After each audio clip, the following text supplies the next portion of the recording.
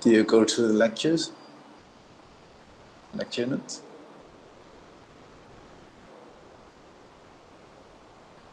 So today we're going to talk about class 1 malocclusions.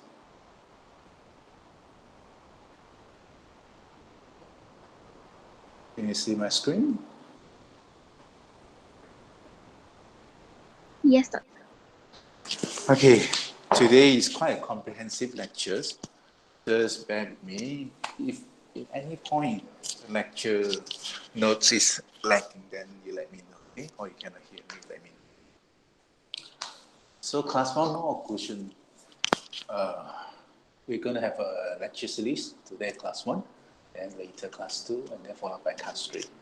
So class 1 malocclusion is the most common malocclusions amongst our populations. So today, after the lecture, you should be able to define the class 1 malocclusion, then explain the clinical features of the class 1 malocclusions, and list the ethology, diagnostic measure, and problem associated with class 1 malocclusion, and describe the treatment for class 1 malocclusion as well. Just before I go further, just let me check. Okay. All right. Okay. So introductions, what is malocclusions? Malocclusion simply means a misalignment of the teeth or incorrect relationship between the teeth and the tooth and the arches. It means the maxilla and mandible, and the teeth must be fall into a nice place in right relationship. If not, then malocclusion will happen.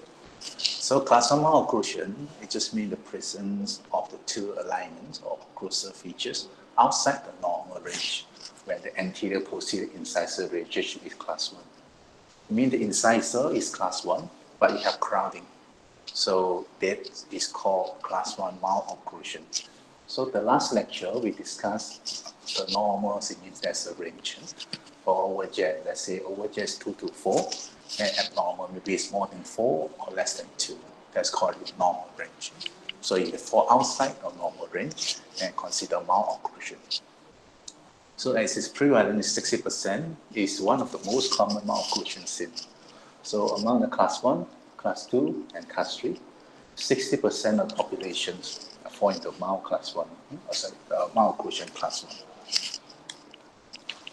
So before we move on to this lecture, I just want to go back to the basic, how we classify the incisor relationship. So relationship of the lower incisor edge and the cingulate fracture of the upper central incisor. That's called a incisor classification. For the class 1, it means the lower incisor edge is occlude or contact with or lie below the cingulate fracture of the upper incisor, which is the 1/3, middle 1/3 of the upper incisor palatal surface. For the class 2, it means the lower incisor edge lie posterior to the cingulate fracture of the upper incisor, which is the posterior 1/3. So we can divide into class 2 division 1 and class 2 division 2. For the class 2 division 1, it just means the upper incisor outline. There's an increase in overjet. It means the upper teeth stick out a little bit. For class 2, it means the retrocline upper incisor. Then this patient can have normal overjet or slightly reduced sometimes because the upper incisor retrocline. But it's still, the lower incisor is occlude or lie posterior to the cingulate fracture of the upper incisor. We'll look at the picture later to be clearer. For the class 3, it just means the lower incisor edge lies anterior to the cingulate fracture of the upper incisor. So this picture, it just summarizes what we see just now. So you look at these pictures. On the left is a class 1. You see the lower incisor edge, it just occlude or lie on the cingulate fracture, which is a middle 1/3. So see black shadow is called cingulate fracture. So for the lower incisor edge lie on top, we call it class 1. So for the lower incisor edge, it's lie behind, we call it class 2. Then we have 2 division. So division 1, it means the upper incisor is outlined a little bit. Then class 2 division 2, it means the upper incisor retrocline a little bit. So for the class 2 division 1, you can see the upper incisor slightly outlined. That's why the patient have the increased overjet. For the class 2 division 2, because the upper incisor is retrocline a little bit, so the patient can have a normal overjet or slightly reduced. But look at the incisor, the lower incisor still lie behind or posterior of the syncopetrol of the upper incisor. For the class 3, obviously, the lower incisor is occlude in front or anterior to the syncopetrol of the upper incisor. So class 1, class 2, and then class 3 at the end. So like we discussed before, the overjet is about 2 to 4 millimeter for the normal range. So then the overbite should be 1/3 or up to half is still considered normal. It means overlapping between the upper and lower incisor is about 1/3 or half is considered normal overbite. So in order to have a nice occlusions, then you must have a normal overjet and overbite as well. So before we go further, this incisor classification is started by the British Standard Institute. We call it BSI. BSI. Yeah.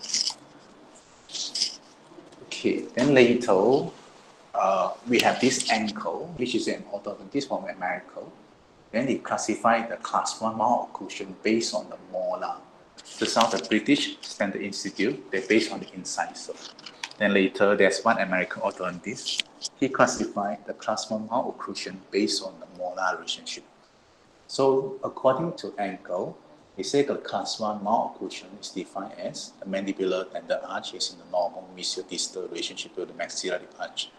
Then it means the mesial buccal cups of the maxillary first molar occluding in the mesial buccal groove of the mandibular first molar. Then the mesial lingual cups of the maxillary first permanent molar occlude with the occlusal fossa of the mandibular first permanent molar when the jaw is at the rest position. So look at this picture at the bottom left. It means the class 1 malocclusion is the mesial buccal cups of the upper first molar occlude on the mesial buccal groove or the anterior buccal groove of the lower permanent first molar. So same on the right side, you see some mesial buccal cups occlude at the anterior or mesial buccal groove of the lower permanent first molar. This is called class 1 molar, class 1 molar or class 1 malocclusion. So same thing, if this mesial buccal cups is occlude anterior or in front of the mesial buccal groove, consider class 2. If occlude behind this mesial buccal groove, consider class 3, similar to the incisor. So according to the angle, we say the class 1, it means the mesial buccal cup of the upper first molar occlude with the anterior groove of the lower first molar. And the class 2, it means here occlude mesial or anterior to the mesial buccal groove of the lower first molar. Then class 3, it just means the upper mesial buccal cups occlude distal or posterior to the mesial buccal groove of the lower first molar. So this picture, it just summarizes what we said just now. We say the normal occlusion, it means that everything is class 1, nice and straight teeth. It means the mesial buccal cup is still occlude on the mesial buccal groove. This is called normal perfect occlusion. When you have class 1 malocclusion, it means the upper mesial buccal cups occlude on the mesial buccal groove, still class 1 molar, but the rest of the teeth is in crooked position. They are not straight. So we call it class 1 malocclusion.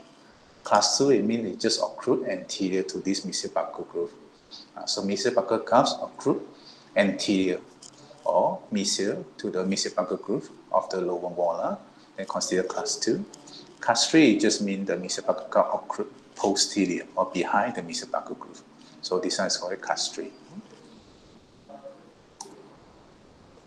So what is class 1 malocclusion? So in class 1 malocclusion, usually mean the incisor, then sometimes the molar is in class 1, but the rest of the dentition is in crooked positions. There are crowding present, some are crossbite, rotation, but the incisor remain class 1. So class 1 malocclusion in general means anterior-posterior occlusal relationship is in the normal, and there's a discrepancy either within the arches or in the transverse or vertical relationship between the arches. So it means the incisor can be in class 1, or if you're crowding, or sometimes you're crossbite, or sometimes open bite or deep bite. So that's called vertical, transverse, or sometimes within the arch. Within the arch means crowding. So it can have a normal skeletal relationship, usually class 1 skeletal pattern, and the normal function, muscle functions. So what is the classifications? How do you classify class 1 malocclusion? As we discussed before, there are so many ways to classify it, but the most widely used is the what we call the PSI or Incisor Classifications, according to this British Standard Institute. So when we take class 1 malocclusion, mostly we refer to the incisor rather than the molar. So the reason why is that sometimes people have a class 1 molar on one side, then maybe class 2 molar on the other side. Or sometimes people have missing molars, then they can have a molar classifications. For incisor, when you say class 1, we know the normal overjet, overbite, and then we can strictly pictures how the patient malocclusion is. So for us, mostly we use the class 1 malocclusion based on the incisor rather than the molar. So sometimes when you say class 1 malocclusion can refer to skeletal class 1 as well. So how we diagnose these classifications, we diagnose this malocclusion. So we usually have to go through the case history. It means you have to take a proper case history from the patient. Then we go through the clinical examination, extra-oral and intra-oral. Then after that, we take a study model, then usually upper and lower. Then with the bite, usually the wax bite, how they occlude. Then after that, we will send them for the X-ray examinations, which is OPG or orthoentomograph. Or sometimes we have sent them for retrocephalogram, which is from the side. So OPG is from the front. Usually we look at the general conditions. Then we have the other one, what we call the skull X-ray, from the lateral or from the side. Look at the incisor relationship, and look at the incisor angle, and sometimes the jaw relationship or the maxillary mandible. So for this class 1 malocclusion, even though the incisor in the class 1, but this patient can have a pattern, skeletal pattern, maybe it's class 1, class 2, or class 3. Just the incisor still remain class 1. Doesn't mean the skeleton is still class 1. The skeleton can be class 1, class 2, or class 3. So the class 1 incisor relationship, then sometimes they have some dental alveolar compensations. It means the lower incisor is still occlude on the upper cingulum pectoral, but the patient can have a porcine upper incisor or retrocranial incisor, but the incisor relationship remain class 1. Soft tissue usually favorable, not an etiology factor except in the Bimax procrastinations, which is the lack of the lip tonicity. So this happens to a lot of Afro-Caribbean patients. When the lip is a bit flaccid, means the lip is a bit loose, then usually the upper and lower incisor will stick out porcine due to the pressure from the tongue. So dental factor, then usually is main factor, because we just now we mentioned, for class 1, mainly they are skeletal, sometimes it can be class 1, the muscle is no problem. So what is the factor for this class 1 malocclusion? Mainly is the teeth is not nice, but the jaw, everything is okay. So mainly is the tooth and the arch size discrepancy. It means can be the arch is too small, the teeth is too big, that's why causing crowding. It can be the jaw is too big, the teeth is too small, causing spacing, or it can be other problem. But mainly it's a tooth arch size discrepancy. Then can be due to premature loss of the decidus teeth. It means you have you're losing the decidus too early. Then the 6 can move forward and causing the crowding or impeding the eruption of the 4 or 5. So sometimes premature loss, what we recommend is you have to do the space maintainer, because the decidus is the best space maintainer. If you lose the decidus too early, it will cause other teeth to migrate into the space and cause a crowding or impeding the eruption from other permanent teeth. So sometimes habit can happen, especially thumb sucking, or sometimes they can suck the pants or they bite in the fingernails, and this one will cause a procrastination of the upper incisor, but sometimes the anterior open bite or sometimes retro open bite, depends where they suck the thumb. So unerupted teeth can be sometimes, like say, if you take out the decidus too early, it causes other teeth move into the space and it causes impaction on other teeth. So this can happen.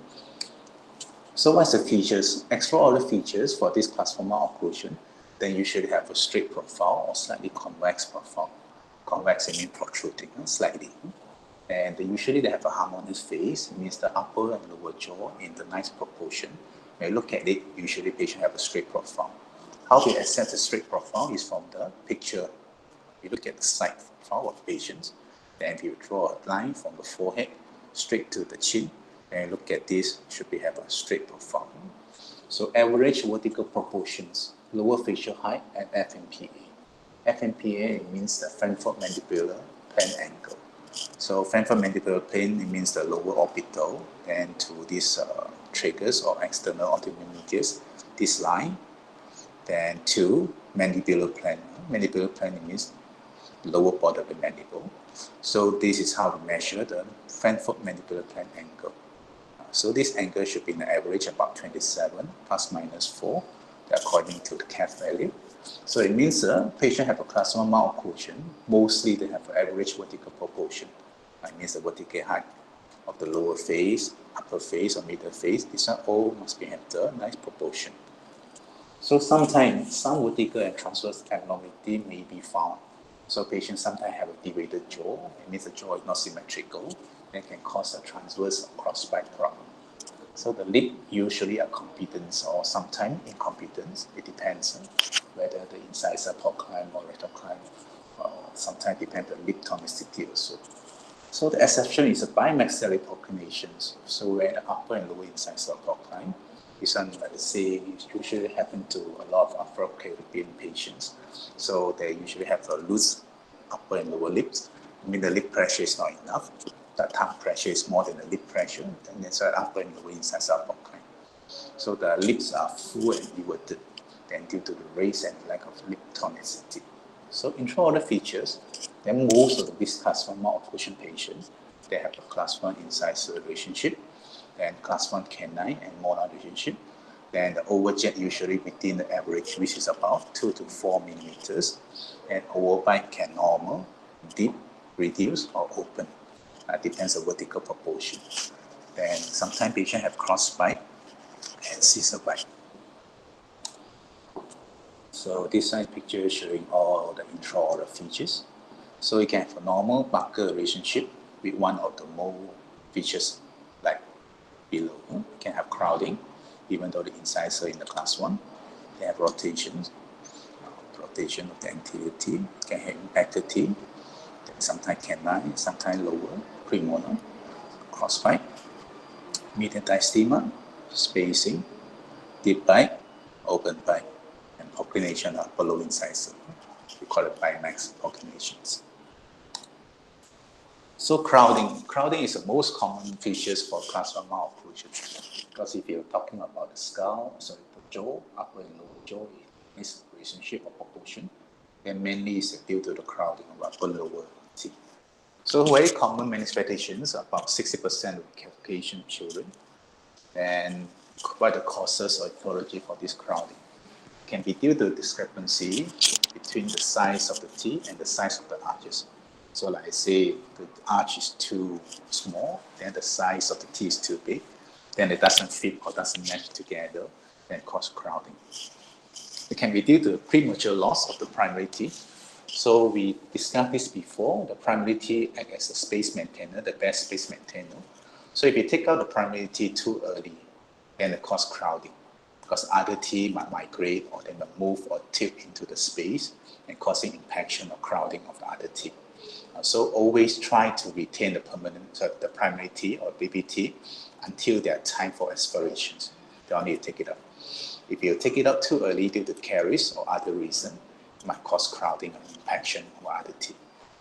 Proximal caries leading to the arch length discrepancy. So proximal caries sometimes have a big mesial or distal caries, big cavity, and have a big gap between the next two. Then the next two might move into the cavity space. This will cause crowding again. So prolonged retention of primary teeth. So sometimes if the primary teeth refuse to go or refuse to exfoliate, then they retain for too long.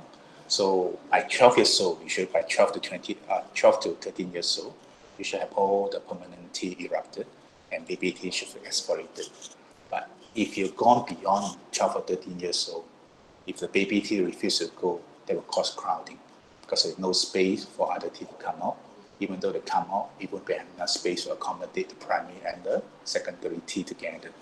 So altered eruption sequence. This one is an interesting one. So we know the sequence of the teeth for the upper is 6, 1, 2, 4, 5, 3, then 7. And let's say if you take out the baby teeth too early, then other teeth will erupt, then they disturb the sequence. So if you disturb the sequence or alter the sequence, then it causes crowding. Because if your other teeth come out first, then the two want to come out later, there will be not enough space. That causes crowding. So discrepancy of individual tooth size. Again, the tooth size sometimes have variations. Some teeth are a bit bigger than the others, that cause crowding. Then rotation of the teeth, this one very common, is crowding also. Ankylose of the primary teeth. So primary teeth sometimes, due to trauma or other reason, can be ankylose. When the ankylose, it means they are not explorating. So like we discussed before, if the baby teeth refuse to go, they cause crowding of the permanent teeth. Trauma, same thing. If you hit on the incisor or you hit on the other teeth, then cause ankylose of the teeth, then it causes crowding. Iatrogenic treatment can be taking out the decidus too early, or can do a bad filling or not proper filling, or different size of crown that will cause a crowding or sometimes cause eruption sequence disturbance. Hereditary, I mean any other reason beside human factor, they blame it to the gene or genetic. Hereditary, inherit from the parents. So now we talk about a bit of the late incisor crowding, late lower incisor crowding. So if you ever heard a lot of adult or maybe your uncle, auntie will tell you, they used to have a very straight lower incisor, all the teeth are straight. Then when they grow older, then the teeth become crooked a little bit. That's very common, very common. Even yourself, now maybe have a straight teeth. Maybe another 10 years down the road, then you're going to have an incisor crowding. So this one, we call it late lower incisor crowding. A lot of people say it's due to the eruption of the third molar. That's partially true, partially true. The main reason is below. So intercanine width increased up to 9 years of the age and followed by the gradual diminutions throughout the life. It means the incisor canine width, it means the width between the lower incisor, lower canine, between the third, number third and number 10, lower canine width. This one will increase up to 9 years, then slowly they become narrow again throughout the adult life. So when they become narrow, it causes incisor crowding. Mostly noticeable during the mid to late teen, which result in the increase of lower incisor crowding. Then later, when you become adult, it's due to the forward growth of the mandible in conjunction with the soft tissue pressure. So imagine, look at this X-ray. This one I call it calf X-ray. So let's say if the lower jaw grows forward, then the lip is stopping the incisor coming forward. So if the jaw pushing this lower incisor against the lips, then will cause a crowding of the lower incisor. Or of course, it can cause by other factor, which is the mesial migration of posterior teeth. If the posterior teeth is mesial migrated, it means they're pushing forward. Again, the lip will stop the incisor from coming forward. So let's say the molar is moving forward, then the incisor have to stay at the same position, then cause a crowding of the lower incisor. Of course, the last one is the most commonly quoted, which is the erupting of the third molar. They blame it to the third molar. When they're erupting, they're pushing everything forward. So if this erupting third molar is pushing everything forward, it causes a lower late incisor crowding. Lower incisor crowding. So what's the diagnosis? Again, same thing. We go through the clinical history, then clinical examinations. Then we can do some model, which is the upper lower incisor, upper and lower cast. Then after we have this impression, then we can do some analysis. So the most common analysis for orthodontic or braces is called a space analysis. Of course, there are so many versions. I think that previously we used a lot of carry analysis, which is based on the lower cast only. Then we measure the arch length, which is anterior or mesial to the sixes. So you can look at this picture. So mesial to 6 means from the premolar, second premolar to the other side, second premolar. Then draw a line or use a glass wires. Then this one measure the arch length. Then after that, we measure how big is the teeth. then we know whether they are crowding, mild, moderate, or severe. So basically, based on the space we need to align all the teeth, then we calculate the crowding. So from 0 to 2.5 is considered mild, 2.5 to 5 is considered moderate, then it's more than 5 considered severe. But bear in mind, this one is only mesial of 6 to 6, means from premolar to premolar, second premolar to second premolar. It's not calculating the whole arch. So the most commonly used is based on, I think, profit, which is a famous orthodontist from America. So we classify the crowding based on 3 categories. Mild crowding, less than 4 millimeters. Moderate crowding, 4 to 8. And then severe crowding is more than 8. Based on the severity of crowding, then we decide what method we're going to use to create the space. We can take up teeth, which is usually the first and second premolar, and it depends on the severity of crowding. Or you can strip or expand. Strip means you're cutting the teeth in a smaller size. Expand means just pushing the teeth sideways by expanding the jaw. So if mild crowding, it means we don't need that much space to align the teeth. Then we can do this interproximal reduction or interproximal stripping. So it just means we're cutting the teeth about 0.5 millimeters for each side of the teeth, mesial and distal, but not more because you don't want to enter the dentin. So for your information, the proximal enamel is about 1 to 2 to 1.5 millimeters. So let's say if you cut 0.5, it means 0.25 on each side, or maybe up to 0.5 maximum, it's still within the safety zone. So if you go beyond 1 millimeter, then it's a bit risky. You might enter the dentin and cause sensitivity.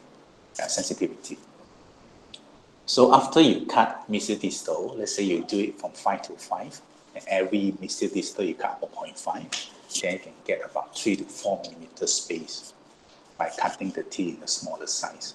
Then by doing that, you can straighten the teeth. So of course you can do it with removable appliance, jack spring or labiable, or after the interproximal reductions. But when it comes to moderate crowding, let's say you need about 4 to 8 millimeters to straighten the teeth, 4 to 8 millimeter space to straighten the teeth, then quite straightforward. We take out all the second premolars. So second premolars, the space about 7 millimeters. So if we take out 2 premolar, then we give you about 40 millimeters, which is more than enough. Of course, when it comes to severe crowding, then we tend to take out the first rather than the second premolar. Because we need the space is more anterior or more forward, then we take out the first premolar. So severe crowding, we take out the number 4. Then moderate crowding, maybe you take out number 5. And when we come to mild crowding, maybe we can just cut the teeth in a smaller size. And by creating about 3 to 4 millimeters, we can straighten the teeth without any extractions. So like a space for permanent tooth to erupt. So those teeth that erupt last in the sequence, for example, lateral incisor, upper canine, second premolar, the lower, or mostly the third molar, upper, lower, are the mostly commonly affected. It means the last one to come out, then you always not enough space. So usually this is upper, upper canine, then lower second premolar. That's the last one to come in the sequence. That mostly will be crowded or sometimes impacted. Also, what's the management involved? Relieve the crowding, then followed by an active tooth movement. So you must relieve the crowding first. You must find a way to relieve the crowding, creating the space before the alignment. But if it's too severe, then straight away we take out the teeth, whether they are premolars, first or second. But sometimes we take out the molar as well, if they're in the prognosis. So what's the method of gaining space? So just now we talked about the crowding. So the most important thing is you have to create space before the alignment. So there are so many methods of creating space. So the first one would be proximal shifting. Like we discussed before, we cut the teeth mesial distally about 0.5 millimeters, and it can generate maybe about 3 to 4 millimeters for the alignment of the teeth. So second method, of course, straight away we take out some good teeth, first, second premolar, or sometimes even a molar. Then we'll create the space more than enough to straighten the teeth. Of course, we have to sacrifice so many teeth for the alignment. Whether worth it or not, you have to consider very carefully. So the third method is for an expansion. So let's say you have narrow arch, upper or lower, then we can push the teeth to sideways retro. So we call it expansion. So it basically just means our arch is a semicircle. So by expansion, you make it a bigger semicircle. That's what we call the expansion. So molar digitalization, it just means they are pushing the molar backward. By digitalize the molar, then create a space. It means you're pushing the molar backward, and by doing that, you create a space anteriorly. Then uprighting the teeth. This one is a bit difficult to imagine. Let's say you have the teeth tilted. Let's say molar is tilted mesially. By uprighting the molar, and you create space. So if the teeth is tilted, by uprighting the teeth, you create a little bit of space for the alignment. Derotation, this one means usually the posterior teeth. So the posterior teeth, let's say premolar, molar, when they're rotated, they occupy more space. And derotate this posterior teeth, then you generate some space for them. Proclination of the anterior, it means pushing the anterior teeth forward or the incisor forward. By pushing the incisor forward, then you create the space. Same with the expansion. So expansion, they are not pushing the teeth sideways, they're also pushing the teeth forward. Proclination of the incisor. So by doing that, arch expansion, proclination, then you can get some space for the alignment. So after you create space, how are you going to straighten the teeth? There are so many methods, no? Of course, you can use a removable or fixed orthodontic appliance. So fixed, we have so many versions in the past, but now we mostly use the straight wire appliance, which is using the 9-tie wire. So this one I'm not going to go into detail because the 9-tie wires and the straight wires appliances, again, we're going to talk in detail with another lectures. But back appliance, then use multi-loops arch wire. This is a bit outdated. We don't do it anymore. But it's good to know in history there's an appliance called back appliance. So I think in the picture on the right side, this one is a back appliance, but we hardly use it anymore. So of course you can use elastic or trap, elastic change to close the gap later after the alignment. So these are part of the fixed appliance braces, fixed appliance orthodontic braces component. So closed coil spring also one of the components of the fixed appliance. We're going to talk everything in detail when it comes to the fixed appliance lectures. Of course, if you don't want to do fixed appliance, you can do removable orthodontic appliance. Then they usually have a jack spring, which is pushing the teeth forward. Then we have a canine retractor, we can retract the canine. Then we have labial bowl, you can close the gap. So this one, again, we could talk with another lecture, which is removable orthodontic appliance. So rotations. So like we mentioned before, so the teeth can rotate it in a different way. You can rotate in the mesiolingual or distal buccal, or you can rotate in the mesial buccal or distal lingual. So you look at these pictures on the right side. So central incisor, look at the central incisor. We can say this central incisor rotate mesio-buccally or mesio-labially, or we can say the teeth is rotated the other way, which is distal lingually. So mesio-labially or distal lingually, or a bit of both. But in this, we look at the arch, and we should say this one is rotated mesio-labially, mesio-labially. Same with this molar. You see the molar? This molar, if you look at the arch, then this molar may be rotated mesio-lingually, or a little bit of distal buccally, or a bit of both. So we describe the rotation. You can either describe on the mesial side or distal side based on the arch.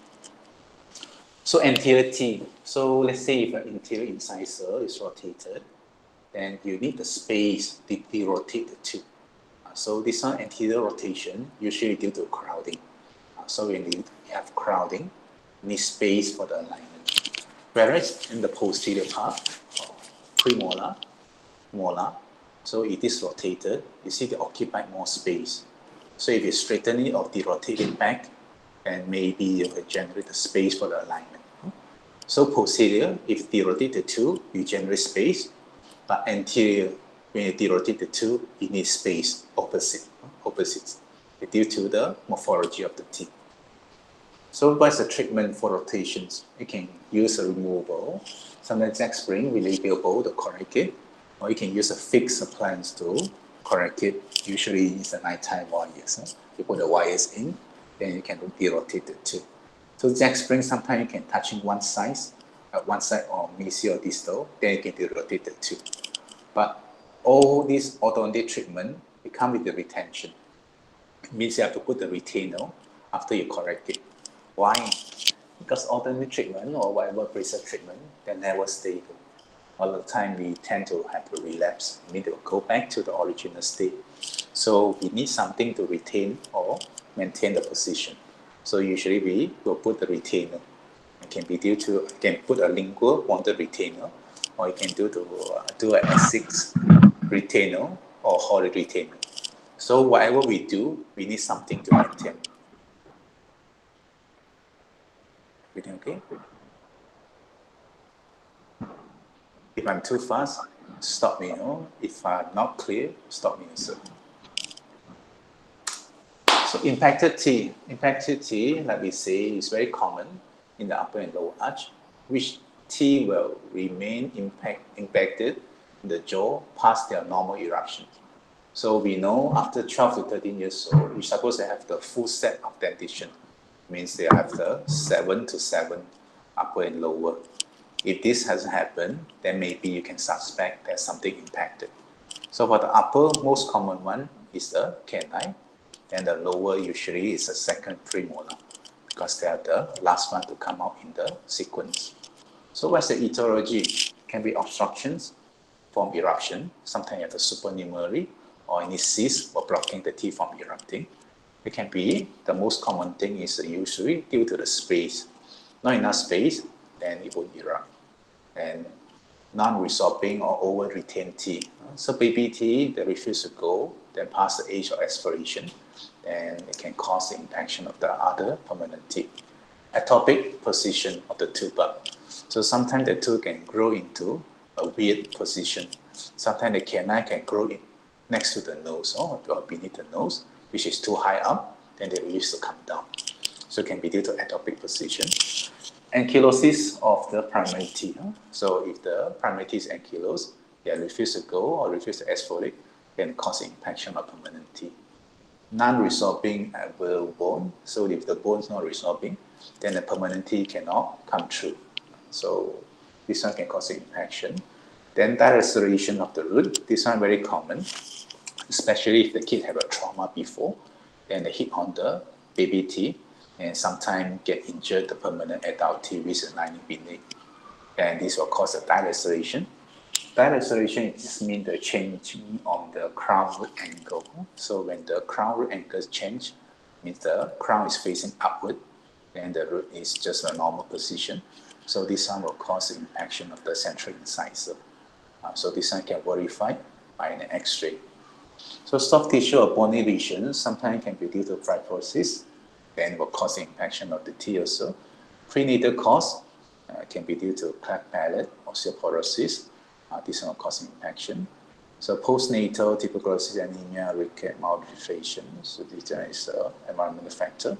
The endocrinal disorder, thyroid, hormone changes. Hormone changes can cause the impact of the teeth also. So you see the eruption of the teeth, there's so many factors to play in. If anything go wrong with this factor, then it will cause impaction. So what's the most commonly impacted teeth? Can be third molar, and we all know the upper and lower third molar is the last one to come out in the series. Then usually it can be impacted. Mostly lower, the lower impacted third molar, then you need the wisdom tooth surgery to remove it. Maxillary canine, like I say, the upper canine is the last one to come out in the series. Mandibular bicuspid, premolar, and the last one to come in the series on the lower. And mandibular cuspid, bicuspid, maxillary central incisor, lateral incisor. This one can be due to trauma. What's the treatment? So the treatment is very simple. So you want to say you want to bring out impacted tooth, you want to align impacted tooth. First thing, you need to create a space. No space, no alignment. We discussed this before. So how you create a space, you can do it with a fixed appliance. Then after you create the space, then you do surgical exposure. You mean to cut the gum, find the impacted tooth, then stick something like gold chain or bracket on that tooth, then slowly they pull it out like braces. So you can see on the right picture, then you create a space by this quad helix. We can talk about this in the other lecture series. So this is called expansion device. So you expand the upper arch, And by creating the space, then they do the surgical exposure on the impacted tube. Then they slowly pull it down by braces. So surgical exposure usually followed by traction. Traction means alignment with the braces. So of course, if the impaction is too severe, too high up, very close to the nose, and hopeless, we cannot align with the braces, and most probably we will remove it by surgery or extraction. So if possible, we align it. If not possible, then most probably we will remove it.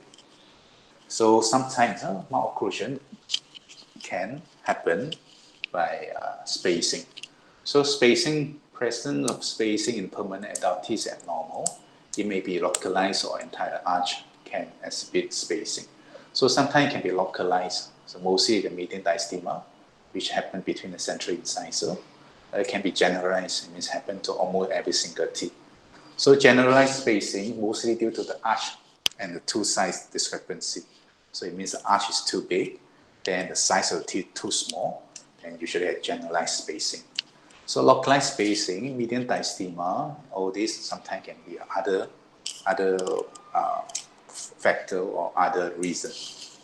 So what's the etiology? So like we mentioned, it can be due to the arch length, the two size material discrepancy, then can be due to macroglossia, it means the tongue is too big. So sometimes the tongue is too big, too muscular, then the force of the tongue can be greater than the lips, means you'll push the teeth forward. When you push the teeth forward, it causes spacing.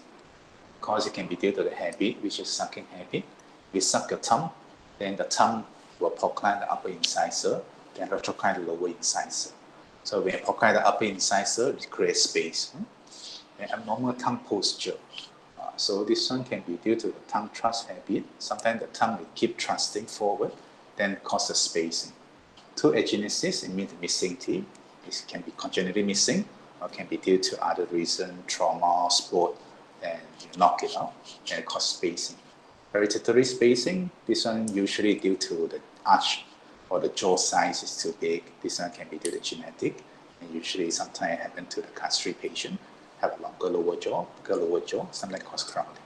Acquired abnormality, this one can be due to the dentist or other environmental factor, can be taken out by the doctor due to caries, or can be knocked out due to the sport or other factor, acquire later after you birth.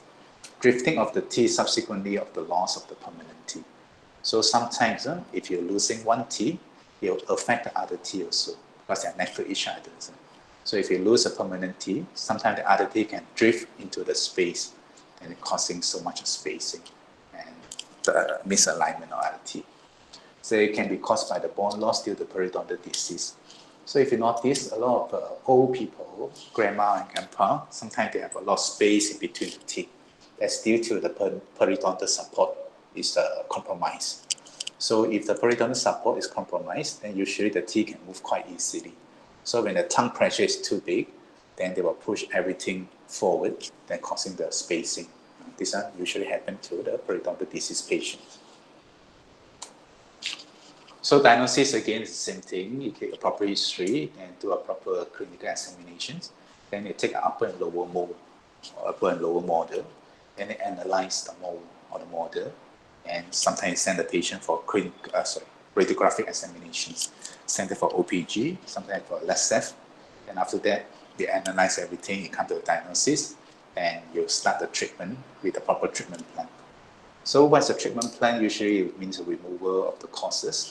So if the cyst, then you have to remove the cyst. If it's a habit, then you have to stop the habit. So let's say if the tongue sucking habit, then there's so many things you can do. We're going to talk in another lectures, not in these lectures. But briefly mentioned, you have to stop the habit. Otherwise, no matter what you do, it's going to relapse. It's going to come back. If you didn't stop the habit, what's the cause? Then whatever you do, you close the gap, this will come back again. So you have to stop the cause. Because first thing you have to find what is the cause first. So you can do it with the removal appliance. Sometimes you can do a labial bowl. When you tighten the labial bowl, you can close the gap. Then this one can reduce the proclination of the upper incisor. Of course, sometimes you use a finger spring. Then fixed appliance, which is commonly used. Then you use elastic or power chain. Again, we're going to talk about in the lecture series. And prosthesis, sometimes the big big space or the missing tooth, then you can fit a crown or bridge or even removable prosthesis like denture to replace the missing teeth or the space, to cover the space. So median dyestima. So this one is very common among all the children. It's localized spacing where the space is present between the two central incisors. So look at all these pictures, right? The space between the central incisor. So what's the causes of ethology? Can be due to ethnic or familial. So this one can be due to family genetic again. So you see a lot of sometimes Afro-Caribbean patients, they have the median dyestima. So even if you look at all the football stars, sometimes the Brazilian football star, they tend to have a median dyestima. Then it can be due to ethnic or it can be due to family genetic. So it can be due to the two material discrepancy. Again, this one can be due to the jaw is too big, the teeth is too small, that's why I have a lot of space. Then it can be due to macrodontia, which is a small incisor, and can be due to macronasia, which is a big jaw. Then it can be due to missing lateral, or sometimes missing lateral or patched lateral incisor.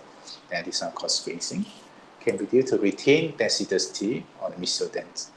Look at this picture or radiograph. You see the mesodent, it means the teeth, extra teeth or supernumerary present between the central incisor. So mesial surface of central incisor, that's why I call it mesodent. So this mesodent sometimes is too big. It might wedge between the central incisor, causing the spacing. So this one you have to verify by the X-ray examination. So sometimes it can be due to enlarged labial frenum, means your labial frenum is too big, can be muscular. Again, this one can wedge between the central incisor, can causing the spacing. So mixed like pathology. Again, this one mixed like pathology can be cyst or something extra like supernumerary or tendon. This one cause the median dyestima. Can be due to habit. So if you suck the tongue, like we discussed before, you procline or push the upper incisor forward, causing a lot of spacing on the upper anterior teeth. So what you can do is you can test it by doing this blunt test. So what you do, you pull the labial frenum upward. Then by doing that, let's say this one is attached with a big muscle in between the central incisor, it's causing the blunting of these frenums or the space. You can see this one, the space become a bit whitish or a bit pale in colors. So this indicate the strong frenum wedged between the central incisor. There are a lot of times you need the frenectomy, which means you have to cut away the frenum in order to close the gap further. So it can be due to the tongue sucking or the tongue thrusting. So, sorry, this one we mentioned before. Or you can take a periapical radiograph just to see whether there's supernumerary hiding inside. So sometimes if you see one outside, don't be too happy. You might have another one still buried inside, which is not noticeable. So you need the X-ray to double confirm that. So make sure we see a supernumerary extraoral, then make sure you take a periapical just to verify is there another supernumerary still buried inside. So if you take out one outside, you leave one or miss one inside, then it can lead to a lawsuit case. So you have to be careful. So what's the treatment? Again, similar to your other spacing treatment. So you can do removal of the cause, which is high frenum. You can remove the frenum, do a frenectomy. Then if the habit, thumb sucking, whatever, fingernail biting, then you have to stop the habit before you start any treatment. Otherwise, whatever you do, it's not going to be helpful. So you have to remove the cause first. So then after that, you do the active treatment, which can use a removal or again fixed appliance. So if you do removal, you can do a split labial bowl, which is just a labial bowl, then split in the half. Then you can do single spring, this one will close the gap. Or fixed appliance, you can use the elastic power chain coil spring. Then if patient not keen for orthodontic or braces treatment, of course you can just use a composite build up, provided the tooth is not too big. So with the small teeth, you can build up with a composite. Look at this picture. If the central median dyestima, you can do some composite on the mesial surface of central incisor that will close the median dyestima straight away. So let's say you have the spacing involve the lateral incisor as well. So you can do the composite, which is mesial to lateral incisor. Then if you have canine, so you can do the canine. So just remember, if you do composite, then you subject the patient to a long-term maintenance. because we all know the composite will change the colors, or sometimes it will break after a few years, which means you have to redo the composite over and over again. That's why sometimes people will go for this veneer or crown, which is a permanent restoration. So this one will be a bit stronger and more aesthetic compared to the composite. But again, this crown or veneer, they will consider quite aggressive because they cut away the two structures before you can do the veneer or crown on top.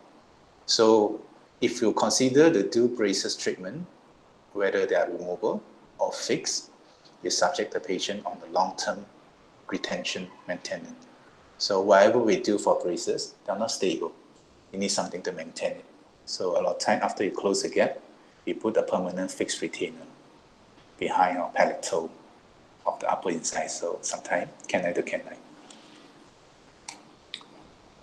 Okay, now we come to the crossbite. The crossbite, it just means the discrepancy in the buccal-lingual relationship of the upper and lower teeth. It means the upper teeth should cover the lower teeth outside or anterior about 2 to 4 millimeter, which is normal overjet. If this in the reverse position, we call it crossbite. So if the upper jaw biting outside the bottom jaw, we call it positive bite. If it reverse, we call it negative bite, which is a crossbite. What's the etiology? Can be due to traumatic injury to the primary dentitions. So sometimes if you're injured, you hit on something, you might call a crossbite later because you're pushing the incisor backward. So prolonged retentions of the primary teeth, again this one, if the deciduous teeth refuse to go for too long, and the permanent teeth, when they erupted in the crooked way, or sometimes they erupt in the palatal position, will cause crossbite. Supernumerary, again, crowding, sometimes cause crossbite. Improper restoration. So sometimes if you restore the teeth, which is the bad morphology and anatomy, it causes deviations or it causes crowding on other teeth, which is called a crossbite. Atopic eruption, again, let's say the teeth is erupted in the not proper position, sometimes cause the crossbite. Cleft palate, cleft repair. So we all know the cleft patients, after the repair, the upper maxilla were constricted due to the scar from the repair. So a lot of cleft patients, they tend to have class 3 skeletal pattern because the upper maxilla constricted. So when the upper maxilla constricted, it tends to cause a crossbite. So class 3 patient, mostly they have crossbite because the lower jaw is longer than the upper jaw. Prolonged thumb sucking habit. So sometimes this thumb sucking habit, they are not only pushing the upper incisor forward, but also causing the constriction of the posterior teeth.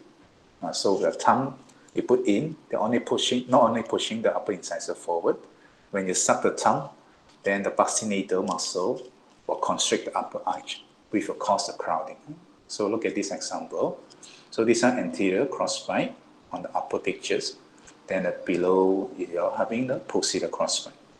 So thumb sucker, a lot of times they have this constricted upper arch, which sometimes will cause a bilateral crossbite on the upper jaw.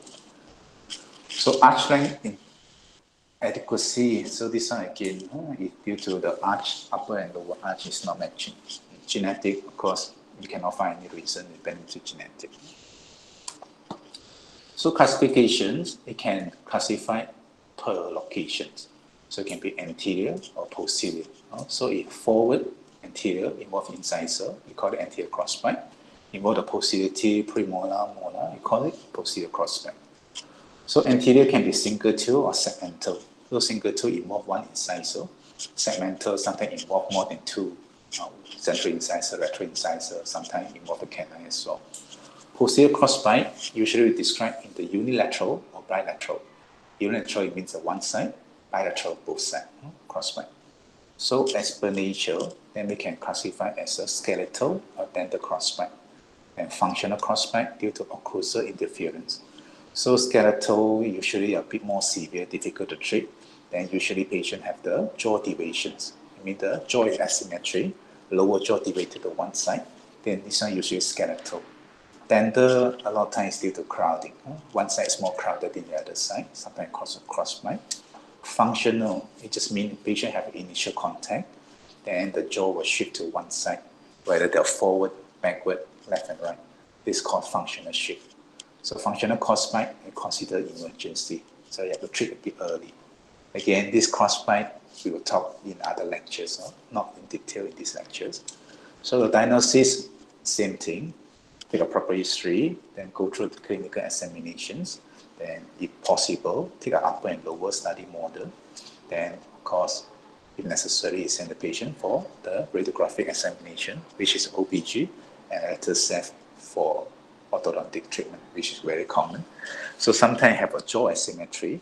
They send the patient for the frontal cap, which is called the PA skull. So you look at the patient from the front, you see how much the jaw deviated or how much asymmetry. Okay.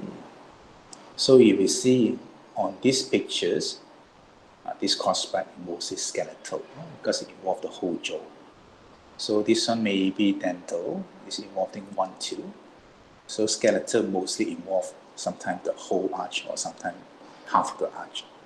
So segmental, sometimes dental or sometimes skeletal. So if you involve a lot of teeth, then mostly skeletal. So what's the treatment? So it's a simple, just involve 1, 2 or maybe 2 teeth. You can use a tongue blade. So what they do is just biting on this tongue blade, then pushing the upper incisor forward. By doing that, then you can correct the crossbite, provided it's only 1 or 2 teeth. Simple crossbite, simple treatment. So complicated crossbite, complicated treatment.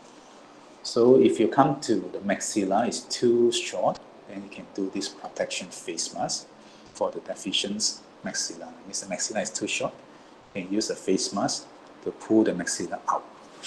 Again, this one we're going to talk in another lectures, which is not in these lectures. So I just briefly mentioned in this lecture, if you have a short maxilla, you can use a face mask to pull it out.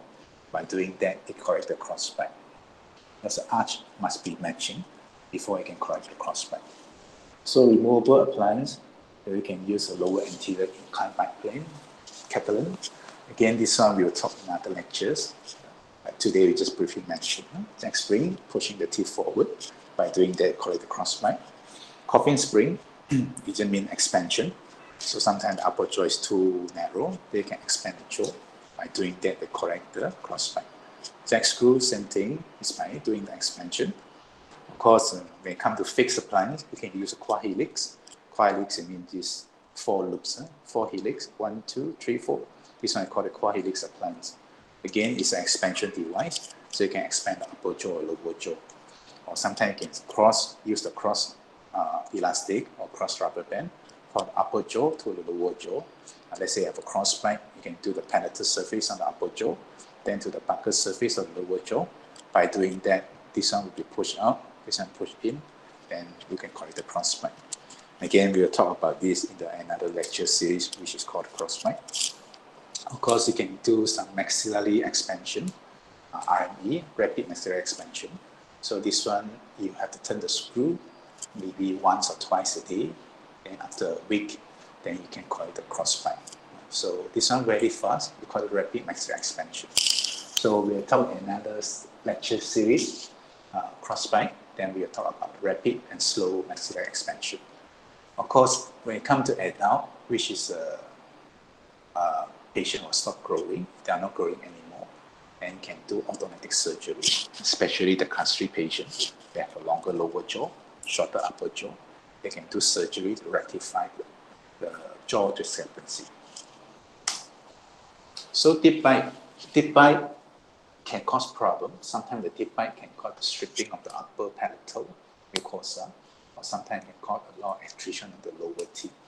So deep bite is a condition where there is excessive vertical overlapping of the mandibular anterior by the maxillary anterior. So just now we talked about the normal overbite, which is about 1/3 to up to half of the overlapping of the upper and lower incisor. It's more than half, it considered deep bite. So you look at these pictures on the right side, you see we hardly see any lower incisor. So just as I mentioned, it's up to half of the lower incisor. If you can see half the lower incisor, consider still normal. It go beyond half of the incisor, then consider deep bite. So you want to go for this magic number, then we always mention 2 to 4 millimeter for overjet, 2 to 4 millimeter for overbite. If you want to be lazy, just 2 to 4 millimeter to 4 millimeter, the magic number. So this one is a normal overbite. So complete overbite or incomplete overbite, it depends whether they're touching. So if the teeth are touching each other or touching the soft tissue, consider complete overbite. And complete overbite, it means they're not touching each other. And consider incomplete overbite. So the diagnosis, same thing. You go to the history, clinical examination, take a model, then do some radiographic examination if necessary. So this deep bite can be divided again into 2 different directions. One is a dental deep bite and one is skeletal deep bite. This one can be treated by different methods. So dental deep bite, it means the dental factor is more prominent. Then skeletal deep bite, it means the skeletal problem is causing the deep bite. So for dental deep bite, is usually due to the over eruption of the anterior, between the upper and lower anterior teeth that coming to each other a bit too close. So they're causing the over eruption of the anterior. So class 2 malocclusion due to increased overjet. So for example, let's say the upper teeth stick out, you do have the occlusal stop because the lower incisor edge is biting behind the single dentate. So there's no stop for it. That's why the over eruption of the lower anterior teeth and cause a deep bite. So again, this deep bite patient usually have the very stiff curve of speed. It means the curve of speed become exaggerated. So you know the curve of speed, the normal one, the depth is about 2 millimeters. Then it's more than that, they consider exaggerated or deep curve of speed. So fluid space will be normal. We all know the fluid space is the opening of the teeth when they're resting and biting together, which again about 2 to 4 millimeters. So we consider normal. So infra eruption of the molar. So dental factor or dental cause can be due to over eruption of the anterior, means the anterior come down, or can be due to infra eruptions of the molar. So this one can be due to the infra occluded molar, means the molar is a bit slightly below the occlusion. So this one can cause by lateral tongue thrust, means the tongue will come in between the upper and lower molar, which create open bite tendency. Then it causes deep bite on the anterior, open bite on the posterior. So premature loss of the posterior teeth, again, if you don't have any stop on the posterior, then the upper and lower incisor then will come together a bit too close, then cause a deep bite. Partial erupted molar, sometimes again it's a partial erupted molar, and consider short clinical crown or a bit infra-occluded, and then cause deep bite anteriorly. So increase of fluid space, this one a bit difficult to imagine, but just imagine that if you have a fluid space which is 8 millimeters or 6 millimeters, means the patient from the resting to closing position, then this is considered increase of fluid space, then usually patient have a deep bite. Skeletal, then this one a bit more difficult to treat. Then skeletal deep bite usually due to the jaw. So I think this picture just summarizes everything. So usually due to the horizontal growth pattern, reduce anterior facial height, reduce the fluid space, caphomatrix plane are parallel. So look at this picture on the left. So the black color, we have the maxilla, and this one, the pink color is mandible. So if the jaw rotated forward, it means the mandible rotate forward, look at this direction, rotate forward, then causing the deep bite, Or it can be due to the mandible rotate backward, then this one causing deep bite. So this one usually is a skeletal, it's more difficult to treat, So the factor considered before treatment is the lip relationship, then short upper lip, I mean the lip is a bit too short, upper lip is too short, and patients tend to have a gummy smile. When they smile too much, then they see too much of gum exposure. Then this kind of patient, we can do intrusion of the anterior. It means you intrude the upper incisor. It means you push the anterior teeth upward. So by doing that, you reduce the gummy smile, and you will have a better lip relationship. So extrusion of the posterior. So you can bring the posterior teeth downward, then you can bring the anterior teeth upward. So if not, then vertical facial relationship, then you can do the extruding posterior, increase the anterior facial height by down and backward rotation of mandible. So let's say this anterior, the mandible is rotated forward, then causing the short vertical proportion of the anterior face. What you can do, you can extrude the posterior, then increase the anterior facial height. So you can extrude the posterior. By doing that, then the jaw will rotate backward again. So it increases the vertical proportion on the anterior. These are a bit difficult to imagine. Again, we will talk in the other lecture series. Today is just a brief idea how we treat it. Again, the freeware space, if normal, freeware space about 2 to 4 millimeter.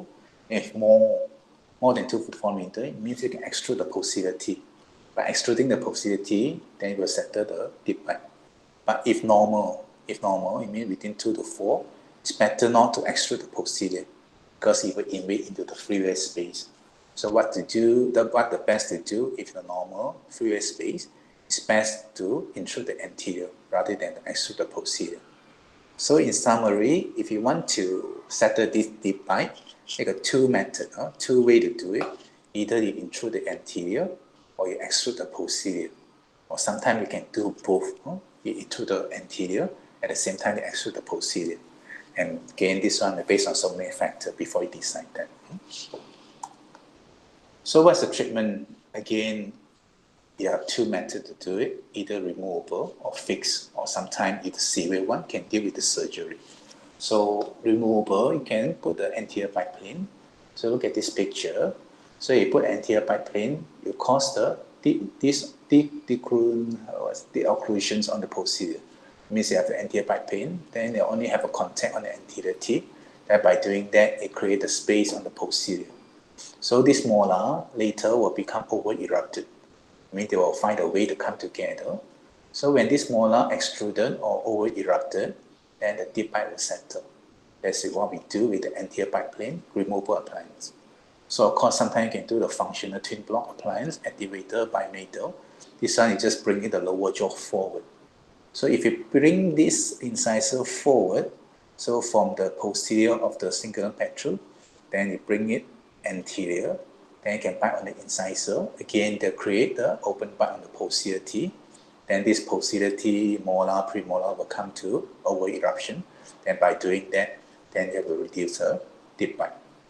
Of course, we can use a fixed appliance with the intrusive mechanism. So a lot of time we put a reverse curve. So this one is a normal curve. So you put a wire, which is a reverse curve.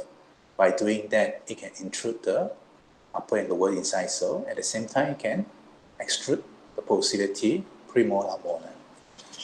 So fixed appliance, a lot of time we do both together. We intrude the incisor and we extrude the posterior, which is a molar and premolar. So this one we call reverse curve. Of course, sometimes you can do the tack, which is a mini screw, to intrude the central incisor. Also, the most severe one, you can do orthodontic surgery, which means you're cutting the upper jaw and bring it upward. Then by doing that, you can reduce the overbite or you can settle the deep bite. Of course, surgery will be the last resort. If possible, I think no one wants to do surgery. But when it comes to severe case, surgery might be a better option. So just now we talk about deep bite. Now we come to open bite. So open bite is the reverse of the deep bite. So deep bite means they are overlapping more than 4 millimeter, considered deep bite. Open bite simply means they are not touching each other. No overlap at all. So you can see the separations between the upper and lower teeth. There's a gap. So open bite considered as a deviations in the vertical relationship of the maxilla and mandibular dental arches, whereby no vertical overlap exists between the maxilla and mandibular anterior or posterior teeth. So this open bite can happen on anterior or posterior teeth. Depends where's the locations. So mostly is anterior. Mostly anterior. So you can classify again in the anterior, posterior, or dental or skeletal. Same with the deep bite. So it can be anterior, posterior, or it can be dental or skeletal. Again, dental is easier to treat. Skeletal is always more difficult to treat. So what's the ethology? It can be posture, it can be morphology and size of the tongue, then sometimes the tongue is keep sticking out, we call it tongue thrust. So if they keep thrusting forward, then we create the open bite. Then skeletal growth pattern, just now the deep bite is growing forward jaw rotations. But if this open bite happens, since sometimes can be backward rotations. So look at this picture on the right side. So if the lower mandible rotate forward, then crossing deep bite. If it rotate backward, means clockwise, then causing anterior open bite. Okay, so thumb and digit sucking, again, if you put something in between the teeth for long term, few years, you will create an open bite, especially the thumb sucking habit, then create a crossbite. So sometimes you can see unilateral or sometimes bilateral, depends where they put the thumb at the thumb. So if they put the thumb on the right side, they create the right lateral open bite, then create the open bite on the left, then most probably they put the thumb on the left. So sometimes I put in the center, then create parietal crossbite, open bite. So mouth breathing can be due to they breathe through the mouth. In long term, they will have a long face and open bite. Again, if someone just keep breathing through the mouth rather than the nose, means the mouth is keep open, and sometimes the cause of backward jaw rotations or the jaw rotate clockwise and create the anterior open bite. Of course, you cannot find anything. Again, you blame it to genetic. Then can be due to trauma. Sometimes if you damage your TMJ, can be accident. Someone hit on the TMJ or in a car accident. Sometimes people will break the condyle, and this one will cause the resorption. Sometimes the condyle can be a bit asymmetry. So again, when this condyle fractures, then will cause a backward jaw rotation, which will cause an anterior open bite. So sometimes it can be due to idiopathic, no reason. Then the condyle become resorbed. I mean the condyle become shorter with time, attrition, or sometimes no reason. So again, this one will cause a backward jaw rotations, which will cause an anterior open bite. So open bite, it can be dental or skeletal. Again, dental is easier to treat, skeletal is always more difficult. No? So where's the dental open bite? So intraoral features for the open bite limited to anterior segment often is asymmetrical. So sometimes this one thumb sucking habit. So if you just on the right side, once you stop the thumb sucking habit, then this open bite will resolve, which is simple. Then propagation of the maxillary and mandibular incisor. Again, this one can be due to the upper and lower teeth is foci. Then you can do braces and bring it back. This one considered dental. And spacing between the maxilla and mandibular incisor. Okay, this one can close by braces again, simple. This one is usually due to the tongue thrust or tongue pressure is too much, pushing upper and lower teeth forward, causing the spacing. So narrow maxillary arch is possibility. So sometimes the upper maxilla is too narrow, can cause the open bite. Fish mouth appearance. So this one, again, upper and lower teeth cannot come together. So sometimes people will call them a goldfish appearance. So all this can deal with the fixed braces. But one problem with the open bite, sometimes you fix it, it can be unstable. That's why you need the permanent retention to maintain the result. When it comes to skeletal open bite, which is a bit more tricky, so extraoral features can be due to long face, and increase the lower anterior facial height. So usually these are mouth breather, so they breathe through the mouth for too long, then the jaw will rotate backward, they're causing the facial height increase. So this one a bit difficult to treat. You have to treat the underlying disease, which is a habit, before you come to the treatment with the fixed or removable braces. So incompetent lips, due to the lips not competent, sometimes the face is too long, the lip cannot come together. And increase the mandibular plane angle, again this one is a backward jaw rotations. And increase the groin angle, again this one is a backward jaw rotations. Okay, this one is a backward jaw rotations. A short mandibular is possible. So if the jaw rotated backward, so sometimes we look at the jaw, then the mandible is too short because the jaw is rotated backward. Maxillary base may be more inferiorly placed. Okay, vertical maxillary access.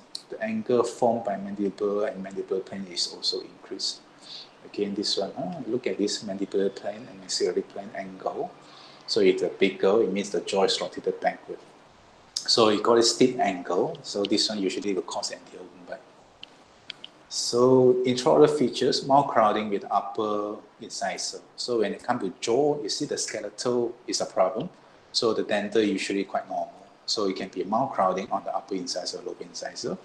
Then patient usually have this gingival hypertrophy. So what happens if you cannot close your mouth properly? Then you will dry the lips and the gum quite badly, and it causes gingival hypertrophy, gingivitis sometimes. Maxillary occlusal and palatal plane tilt upward. Again, this one is due to the jaw rotations and anterior open bite. Then the curve of spear also can be reversed. Mandibular occlusal plane canted downward. This one due to the jaw rotation again. So it means this mandibular plane is tilted downward. So how we treat that? Simple. It's the same thing again. Repeat over and over again. First, you take a good case history, go to the case diagnosis, and clinical examination, take a more upper and lower, then send them for X-ray, OPG, frontal, then sometimes less safe. After that, we come to the diagnosis, then plan for it, then execute the plan. So the treatment can be removable of the habit. So you have to stop the habit first before we start any treatment. You have tongue sucking habit, you have to stop before we start any treatment. Otherwise, the open bite will come back.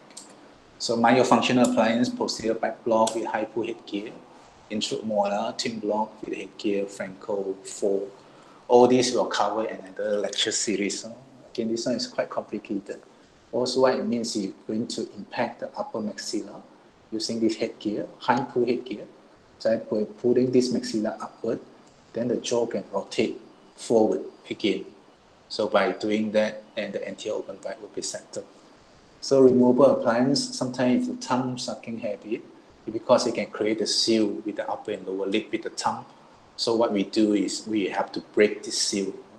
So how we're going to break the seal is by doing the removable appliance and using the tongue clip. It means I put something behind on the palatal surface. So whenever a patient put the tongue in between the teeth, then it causes a pain, and it won't have any seal. That's how we help the patient to stop the habit. So you can have this lateral tongue spiker, same thing. You put something sharp at the side, so to stop the tongue from coming forward. So this one usually to cure the tongue thrust. So fixed appliance, you need use a vertical box elastic. This is very common. Let's say you have anterior open bite, you want to bring upper teeth and lower teeth together, then you put a rubber band just to tie upper and lower teeth together. By doing that, you're going to extrude the upper and lower incisor. By doing that, you can settle the open bite. Same with the posterior. We put a box rubber band on the posterior. We're going to bring the upper and lower teeth a bit closer. That's how we deal with the open bite. So of course, same with the deep bite. When it comes to severe case, a lot of time we have to do surgery. Again, is to break the jaw, realign the jaw back to the normal proportion. So this is considered cosmetic surgery, orthodontic surgery. So of course, prosthesis for ankylosed teeth. Let's say the crown on the anterior is already ankylosed. There's no way you can move the teeth. Then maybe it's better to remove the teeth and do a prosthesis. Or sometimes you can do the crown, or sometimes you can just remove it to a denture. So bimax proclinations. So this one is an interesting one. So the term is used to describe the occlusions where both the upper and lower incisor are proclined. So it means they're still in the class 1 relationship incisor. It means the lower incisor edge is still occur on the singular plateau of the upper incisor, which is a meter 1/3. But upper and lower teeth, they are both proclined. It means they're both sticking out. So this one I call it bimax proclinations. So it's very common in some races like Afro-Caribbean, because the lip tonicity is not there.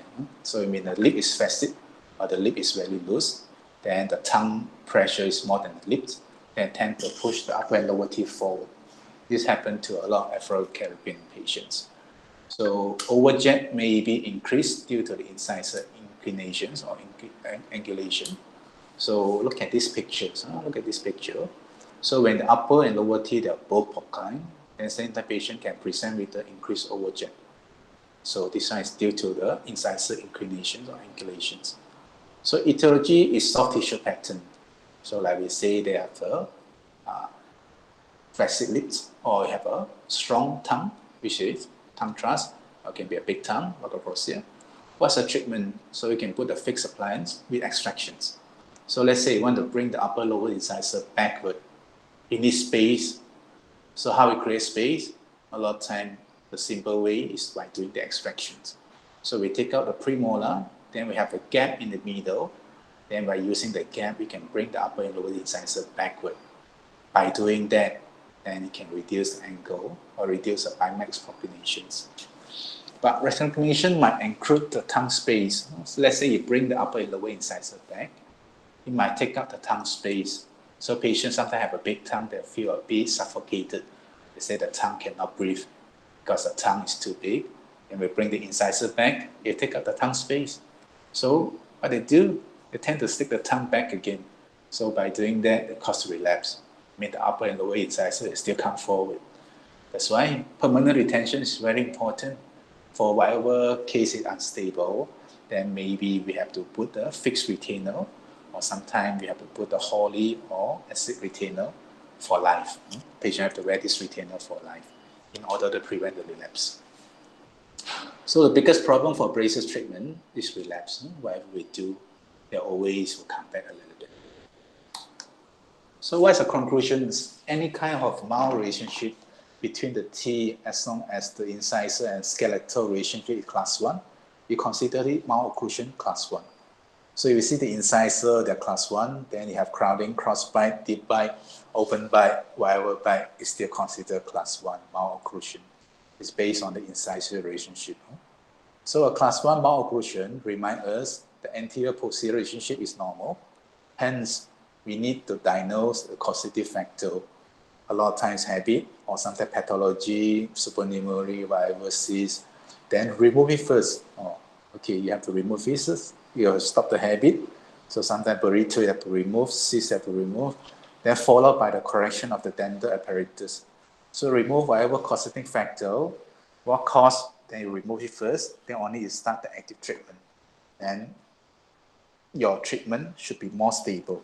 So if you didn't stop the habit, or whatever causative factor you didn't stop, you just start the treatment, then maybe everything will still come back. So regardless what you do. So treat the cause, find out what's the cause, diagnose the case properly, then stop the habit, and before you do any active treatment. There should be that way. So I think by that, I finished my lectures. Do you have any question to ask me? Today I know it's a bit complicated because we mentioned a bit of everything.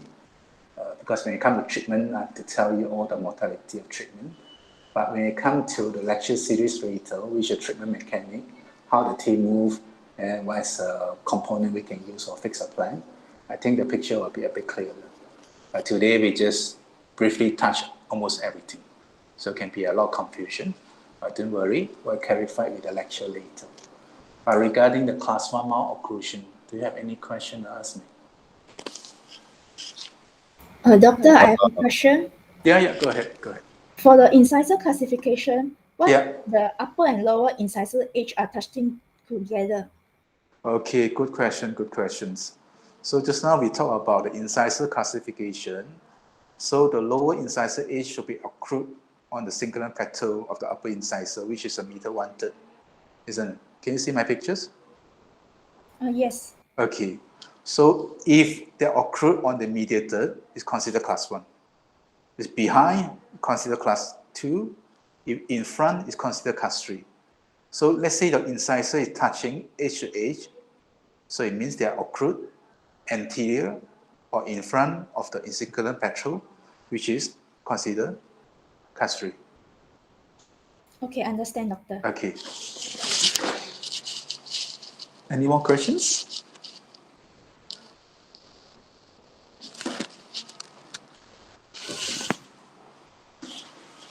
Any more questions? No question. So, okay, maybe we'll just go through the lecture objective today. So define class 1. So class 1 can be based on the incisor and molar, but most of the time we refer to the incisor rather than the molar. Because the molar can be missing, can be asymmetrical, class 2, class 3 on one side. So usually we refer to the incisor more than the molars. So we're using this British Institute more than the ankle. So that's the clinical features. A lot of time the jaw are in the proper proportions. Then it's only the clinical, the dental is not in a nice position. A lot of time it means crowding, crossbite, spacing, deep bite or open bite. And what's the ethology? Mainly dental or sometimes skeletal or sometimes soft tissue. Usually the ethology you classify into 3 main categories: dental, skeletal, soft tissue, and the last one sometimes habit. Thumbs and cane, all they consider habit. So describe the treatment for the class 1. This one complicated. Basically divided into removable and fixed. Removable, it means simple removal appliance. Neck spring, finger spring, labial bow, all they consider simple removable. Of course, you can use a fix. You treat the more complicated treatment, which means you can use metal braces, ceramic, coagulate expansions, whatever doesn't consider fixed. But in order to treat the class 1 malocclusion, which most commonly is a crowding, we need space. We need space. So create a space. There are so many methods. Interproximal stripping for mild crowding, extraction for moderate and to severe crowding. So how we do interproximal stripping? By cutting the teeth a bit smaller, and extraction, of course, you take out the good teeth, you create the space. So by doing that, you have space for the alignment, which is going to be most common features for the class 1 malocclusions. So I think by that, I summarize all the lecture today. Do you have any question to ask me? Excuse me, doctor, can I ask a question? Yeah, go ahead. There's one page I saw that how do we classify class 1 malocclusion by using the incisor classification and also the angle system of classification. Angle, yeah. Can we actually use the canine classification? Yeah, you can use the canine. Based on the British Center Institute. Yeah, you can use the canine as well, but we hardly use the canine. The canine and the molar is mostly we use for your clinical examinations. So when you present for auto diagnosis or auto clinical examination, there are a lot of time we go for the incisor, incisor, canine, and molar classifications. Same thing. So incisor will be the most commonly used, and the molar and the canine we sometimes have to be a bit careful because you can have the class 1 on one side, you have the class 2 on the other side. So it can be due to the crowding or the missing teeth. The teeth will move forward and backward. That's why causing asymmetry classifications. So I think the incisor is quite commonly used. Of course, you can further detail telling us what is the molar and the canine classifications. Does it answer your questions? Yeah. Okay, doctor. So I think if you go for the malocclusion, when you mentioned, then you go for the incisor, which is quite safe. Of course, you get supplements by this canine and molar, which is nothing wrong with that. But you have to be careful. Sometimes you have to tell me the right side and the left side because they can be different. Excuse me, doctor, what if the patient having crossbite? How we actually identify? Crossbite is the same thing. You see the the molars and the incisor is based on the definitions. It doesn't matter the crossbite. So let's say for incisor,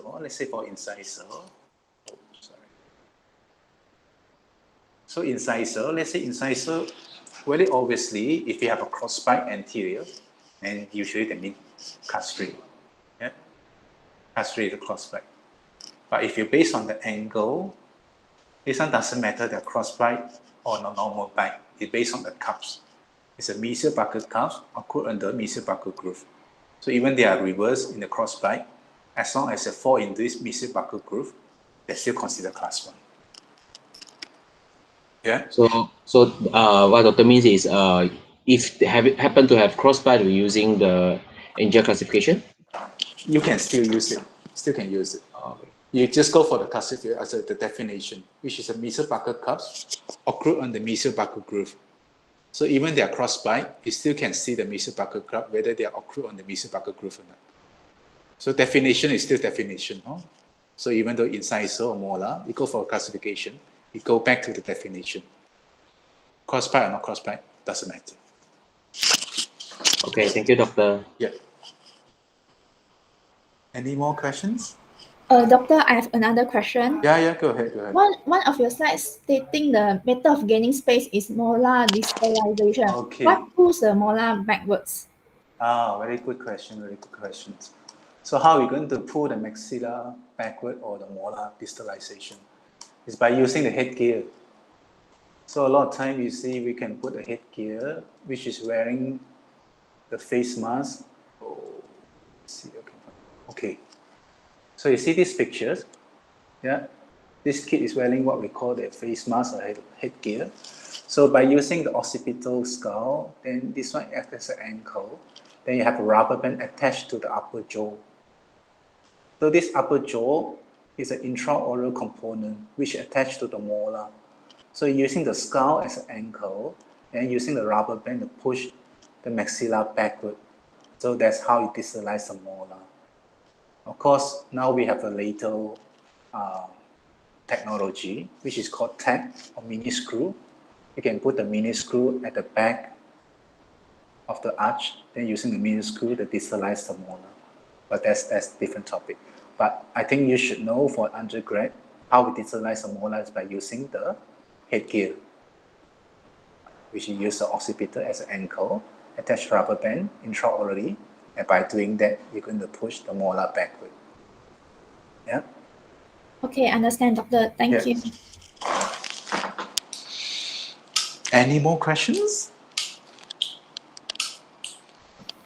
Hey, yeah, there's one more. Okay, so the etiology for class 1 malocclusion is can be broadly described as habits and pathology, correct? It can be briefly described into 4 categories. Dental, which is crowding most commonly. Dental, then skeletal, then soft tissue, which is tongue and the lips and the periodontal support. And the last one can be habits, which is a tongue thrust and a tongue sucking. That's considered habit. Okay, so let's say I have I'm a fully grown adult and I started to have like sucking habits. Will it actually develop into malocclusion? It will. It will. Yeah, but hardly you see any adult have a tongue sucking habit. You see tongue sucking habit, it mainly there can be another sucking habit also, right? Yeah, it can be. Yeah, you can suck anything. If you put anything long enough in between the teeth, they'll cause a malocclusion. Oh, yeah. Okay. That's why you see whatever we do in the mouth, any filling to restore crown, bridge, or denture, you're not doing it properly. In long term, they'll cause problem. Same with anything, tongue sucking habit, whatever habit. In long term, will cause problem. Okay. Yeah. Thanks. But what's the difference between the adult and the child? The child, a lot of time reversible because they are still growing. But adult, considered fixed. There's nothing much you can do. That's why we have to stop the habit as soon as possible. If you found you have a tongue sucking habit, you have to stop it before it becomes a permanent damage. Okay. Thank you. Any more questions? If not, I think I will end today's lecture. I'm sorry, a bit long lecture today, but I think we cover a bit of class 2 and class 3 also. So the classification, I'm not going to touch anymore for the second lecture and third lecture. And then we'll go straight to class 2 and class 3 features and the treatment. We're going to similar, but not too detailed. So maybe you can go through the class 2 lecture notes before we start next week.